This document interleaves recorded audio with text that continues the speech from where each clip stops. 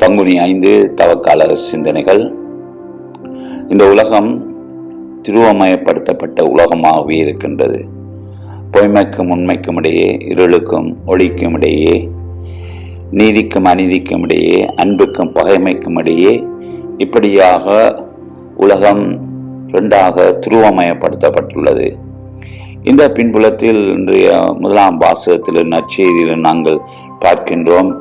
இயேசு நற்செய்தியிலே நீங்கள் பாவத்திலே சாவீர்கள் என்று சொல்லி ஒரு எச்சரிக்கையை விடுக்கின்றார்.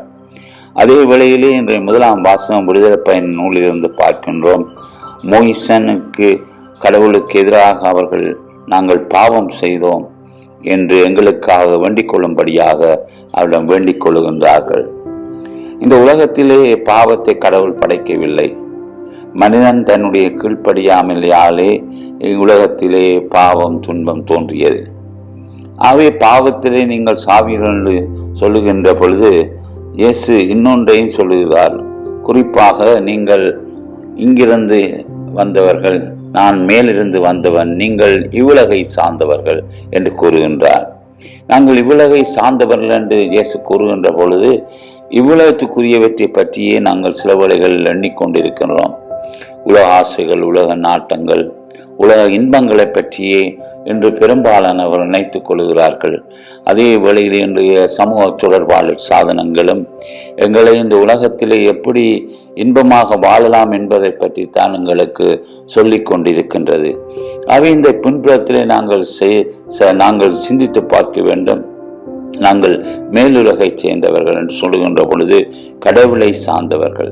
நாங்கள் கடவுளை சார்ந்தவர்களாக வாழுகின்ற பொழுதுதான் நாங்கள் பாவத்திலே நிலைத்திருக்க மாட்டோம். இது ஒரு எச்சரிக்கையாகவும் இயேசுவும் எங்களுக்கு கூறுகின்றார். நீங்கள் அவர்களுக்கு, யூதர்களுக்கு கூறியது போல நீங்கள் பாவத்திலே சாவீர்கள் என்று சொல்லி. அவை சாவை கடவுள் படைக்கவில்லை.